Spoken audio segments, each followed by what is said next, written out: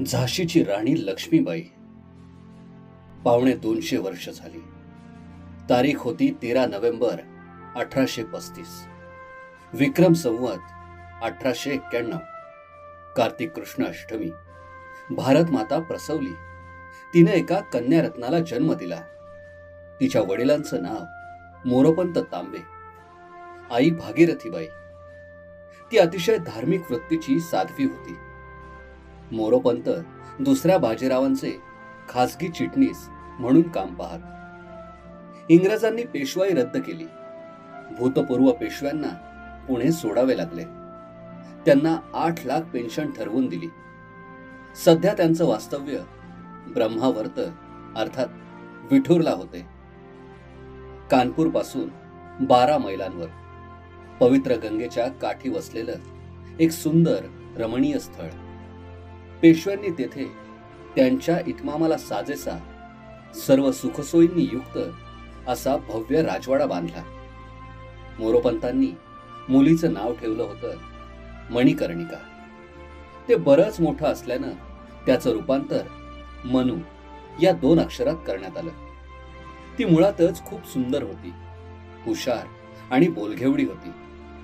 लहान वयात ती कधी कधी एवढं मार्मिक बोलायची की ते ऐकणारा ऐकून थक्क व्हायचा. ती खूपच धीट होती, त्यामुळे तिला कोणाचीच कसलीच भीती वाटत नसे. मनूचे नेत्र खूप विशाल होते. भोंग्याला लाजवणारे चकाकते केस, स्वर्णमय कांती, अतिशय आखीव रेखीव चेहरा कोणाचेही लक्ष वेधून घेत असे. बाजीराव कौतुकाने तिला छबिली असं म्हणत. मोरोपंतांची राहण्याची व्यवस्था राजवाड्यातच केलेली होती. श्रीमंत बाजीराव पेशव्यांचा दत्तक पुत्र नानासाहेब, पांडुरंगराव टोपेंचा पुत्र रामचंद्र उर्फ तात्या आणि मोरोपंत तांबेंची मनू उर्फ छबिली, ही तिन्ही बालकं साधारणपणे समवयस्क, त्यामुळे एकत्रच राहत. दिवसभर राजवाड्यात मुक्तपणे हुंदडत धुमाकूळ घालीत. त्यांच्या खेळण्या बागडण्यात कोणीही अडथळा आणत नसत. सर्वांना त्यांचं कौतुक वाटायचं. मोरोपंत आणि भागीरथीबाई कन्येचे कोड कौतुक करण्यात मग्न होते. आनंदाने एक एक दिवस मागे पडत होते. पंत आपल्या कन्येची प्रत्येक हौस पुरवण्याचा प्रयत्न करत होते. परमेश्वराला जणू आमोद प्रमोद युक्त संसार बघवला गेला नाही. नेहमी असेच होते. चांगल्या गाड्याला खीळ घातली जाते. पाहता पाहता सर्व उद्ध्वस्त होऊन गेले.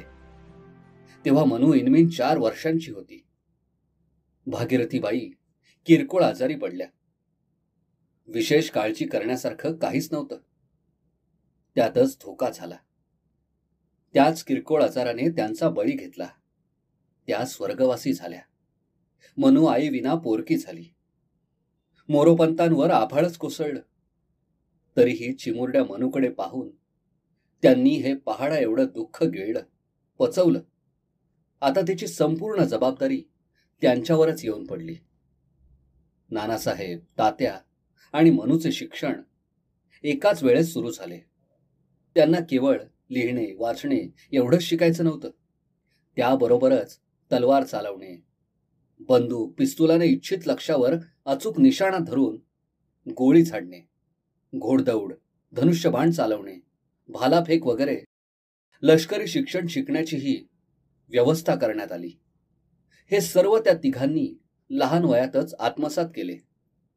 आपल्याला पुढे चालून महाराणी व्हायचंय हे मनूला जणू तेव्हा समजलं होतं. एकदा एक विचित्र घटना घडली.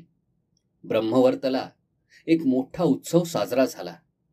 पेशवे पुत्र या नात्याने नानासाहेब आणि रावसाहेबांनी सजवलेल्या हत्तीवरून नगरात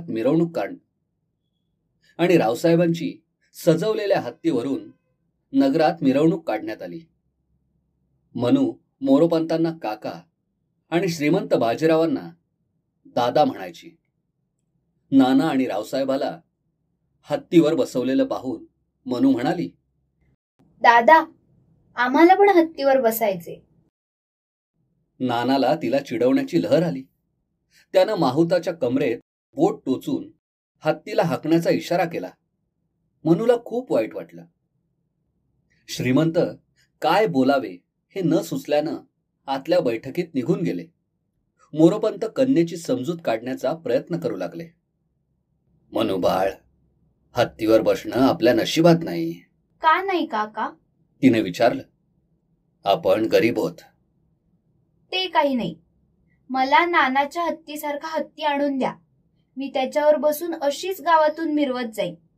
लोक माझ्यावर पुष्पवृष्टी करतील. मनू हट्टाला पेटली. मनू, वेडेपणा करू नकोस. गरिबांनी भलती स्वप्न पाहू नयेत.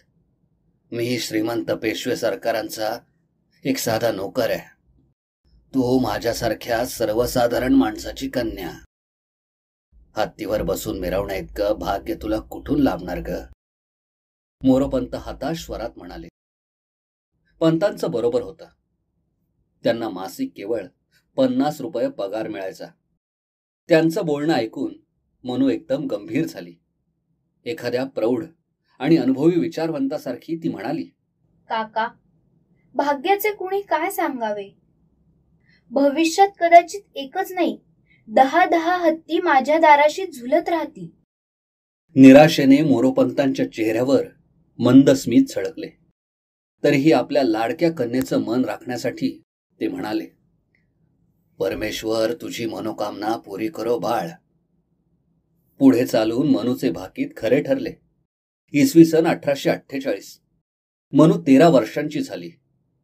बाजीराव सदरेवर बसले होते. पहारेकरी आत आला. श्रीमंतांनी त्याच्याकडे प्रश्नार्थक दृष्टिक्षेप टाकला. सरकार, झाशीहून एक सद्गृहस्थ आलेत. मी त्यांना नाव विचारले. कोणीतरी तात्या दीक्षित असल्याचे म्हणाले. आपल्याला भेटू इच्छितात. पहारेकरी म्हणाला. त्यांना अतिथी कक्षात बसवा. पहारेकरी बाहेर गेला. मोरोपंत येऊन दाखल झाले. पहारेकरी दीक्षितांच्या आगमनाची खबर देऊन गेल्याची त्यांना कल्पना नव्हती. म्हणून ते बाजीरावांना म्हणाले. दादासाहेब, झाशीचे तात्या दीक्षित आलेत. मागे एकदा माझी आणि त्यांची काशी तीर्थावर भेट झाली होती. ते ज्योतिष आणि तंत्रज्ञानाचे विद्वान आहेत, सज्जन आहेत. झाशीच्या महाराजांजवळ त्यांना फार मान आहे.